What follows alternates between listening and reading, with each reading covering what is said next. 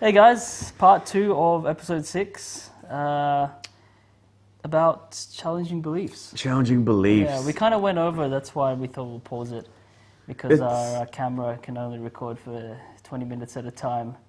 Yeah. So I mean, it's a big topic, right? It is it's a big challenging topic. beliefs. It's controversial, very controversial. I mean, whenever you're going to rock a foundational belief, people don't want to rock that sometimes because No, they do not. There's fear associated with it. I grew up in a very Catholic environment, Filipino. Most Filipinos grew up and, were pretty much forced into the religion. Yeah. And I see some of them that when they're questioned about, their beliefs, they get really defensive about it. Almost, I think there is a conditioning in our society. I think we are... Some things you just don't... You wake up and you're conditioned from a young age. Yeah. And you just think that's the way things are. That's right. Like a fish doesn't know it's in water because it's never been anywhere else. It just thinks that's how things are. That's right. But yet, if you judge a fish by how good it flies, then it will fail, right? Yeah. That's that that's that analogy, right? So, yeah. but it doesn't even... The thing is, it doesn't even know that it's in water. Yeah. Doesn't even know how much faster it could be or what's on the other side of that. And I think a lot of times we're like that, you know? That's true. We don't know what we're truly capable of. Because we've been conditioned by certain cultural norms, religious norms, parental values, parental beliefs. That's it. Even and experiences too, which could be, put them all together, and 500 years ago, you'd probably get shot if you were to tell someone, I can visit the moon one day. They'll think you're crazy. Yeah. They'll hang you. You know what I mean? Say that we could be talking to you on a wireless... on this camera and record it and then upload it for the whole world to see would be ridiculous. Yeah. 100 years ago. That's unrealistic. Now everyone's doing it. Yeah. So but then it's tough because there's a lot of scientific evidence to suggest that, for example, we're using sleep as the main kind of topic. Example. In this case, yeah. And a lot of people, I'm sure, that are watching this, some of them would be throwing their hands up right now saying, this guy's crazy. I mean, how can you judge a guy can you judge I'm not a doctor. Someone? Yeah, he's not a doctor, and I'd like to put a disclaimer in that if you try anything here, I'm not personally responsible. Right. Please make sure that you do whatever you do out of your own will. Yeah, no, you don't want to be causing accidents behind the wheels because they're trying a 3-hour, 4-hour sleeping method. That's it. So, I think it's about slowly discovering what's possible by doing little experiments. Yes. So when you want to become a boxer and your goal may be to be the best boxer in the world, you don't go and step in the ring tomorrow with Mike Tyson. Mike Tyson is going to knock you out. Yes, okay? That makes sense. So you don't go step in the ring with him. You've got to first go to the gym and start working your way up, doing your push-ups, doing your sit-ups, doing your squats. Mike Tyson, he didn't wake up all of a sudden and become Mike Tyson. No. So you're not going to wake up one morning without no conditioning, without your previous conditioning, and be able to sleep just like that, without no side effects. Yeah. You'll have some withdrawals. And you're going to have to be able to pick yourself up and make sure you don't stuff up your life and lose your job or your marriage or your kids or your health.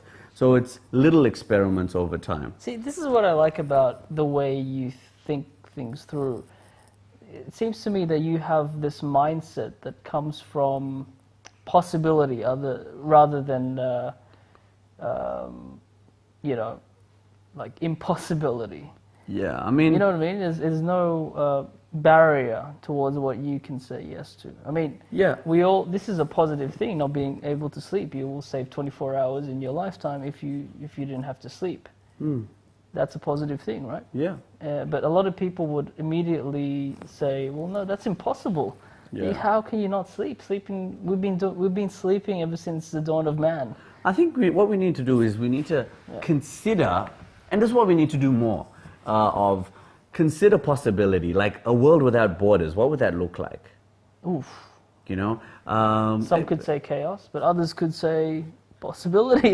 Yeah, like yes, naturally we get drawn to the pain, the fear. Isn't that, oh man, we're gonna let the boat people in. Yeah. You know, white Australia policy. We can't let all the Asians We're in. full. Get the fuck out of here. Exactly. Yeah. So we naturally want to save ourselves pain, but that's true. I wonder why that is, isn't it? It's always we always focus on that stuff as opposed to the possibility that what can give us. Because I think we're more scared. I mean, there's studies done on this too, which say we'll do more to get away from pain than to gain pleasure. Oh yes, you'll do more to keep your dollar than to get an extra dollar. Wow. Yeah. You know, you go like, I'm earning $50,000. You will do more to keep that $50,000 job than rather try out for a $100,000 job. I 100% agree with that. I see it from so many people. Yeah. You go, you know what, I've got my 50,000, so I'm not going to try out for the 100,000, you know? Yeah. But you got nothing to lose, really. You came into this world with nothing. You're going to go with nothing. So the stuff that you got during that period of time is also nothing. Wow. So why not try to aim for the star? Because, you know, what... It would be good to have a mindset like that, but... You know, what if you do fail? What if you miss the shot and it could fail miserably and you lose maybe a leg or an arm or something? Well, think of things where you have failed. I mean, I've got a failed marriage. You could call that a failure, but I look at it as feedback. Wow. Some people would stay in an unhappy marriage rather than pursue a passionate marriage. Wow. See, this is why... I guess this is why mindset is important, and maybe this is why you're earning the big bucks. I keep saying it, but no, I don't think money has anything to. Perception. Well, I mean, you know, quote unquote successful sort of guy. You know, you can live very comfortably right now and not have to worry about food and shelter, and if you wanted to, you could go travel the world at this very moment, right? Yeah, I could. Yeah. So, but I don't consider myself a millionaire in that sense. I don't consider myself successful. It's quite wealthy, being able to just drop everything and you know, the freedom to do that. The freedom to do that. That's great. But it comes with discipline, like everything. Yeah, so that's true. there's a long part of my life, and it comes with sacrifice. Right. And it comes with trade-offs. Yes. And I mean, with my peer group and my friends, I don't consider myself really well off. Like, I don't... Oh yeah, because you're all earning the big bucks. Yeah, well, they're all on six-figure salaries. I don't know if you consider that big bucks or not, but being on six-figure salaries, they go, okay, that's it's not a... if everyone's doing it, you don't think of it that you're lucky. Yeah. But, I mean, we're all in the big bucks here living in Australia compared to most of the world. Oh, of course. We're in the top 10% of the world. Yeah. You know? Yeah. So 90% of the world still does not have this technology, does not have the internet and all of that sort of stuff. So, that's true. So I think we're all blessed, and I think if you're watching this video, you're blessed, because if you are, that means you know how to get on the internet. You've got access to the internet. And you know how to speak English. Yes. And that's a big draw card for everything that you need. So it's not about resources, it's about resourcefulness. Wow, yeah, right. And it's also, the statistics are very, very interesting, because like, as you said now, apparently, what they were saying that if you had savings in your account, you were already in the top 10% or even less. Yeah. So can you imagine that? That's most people in the world don't have savings. Yeah. It's crazy to think. That's crazy. They live day to day, hand to mouth. Yeah, that's it. Like 90% of people in this world. So. That's another topic. That's another topic. But I guess back to playing with potential. I personally feel that we should challenge the norm, challenge these concepts, and see what we are capable as human beings, seeing what we're capable as a culture, and not be so quick to just be reactive and go, oh yeah, people are coming here and taking our jobs or something like that. You go, nah, people are coming here. It could mean 1,000 things. Why make it be just one knee-jerk reaction for one thing? Yeah, I mean, how much... Well, they say that if it wasn't for the immigrants, the whole of Australia would have been... The economy would have collapsed. Yeah. So there's a lot of that. And I'm sure we wouldn't have had the amazing different foods that we have now if it wasn't for the people that come from different countries. I mean, and when I thinking about that and going into, there's a lot of thoughts that you guys are also thinking about, which I've never thought about, right? Like I've got and so don't dismiss that. Don't dismiss that. Play with it and find people that you can play with these thoughts with, which is I guess why we're together, because he challenges me on my craziness of possibility and I need to taper it back sometimes because I take it a little bit too far. But I think... But it's an interesting dynamic, doesn't it? It makes you discover what you may not have thought of before. Yeah, I mean, I'd like to see what a world without borders would look like. To think of the human race as opposed to being patriotic to your country. You think of us all being one humanity. That would be interesting. You know, like John Legend says, imagine all the people. John Lennon. Yeah, sorry, John Lennon. Yeah, that's right. Imagine what it... Imagine I mean, you got people like Elon Musk going, imagine what it would be like to have a settlement on Mars.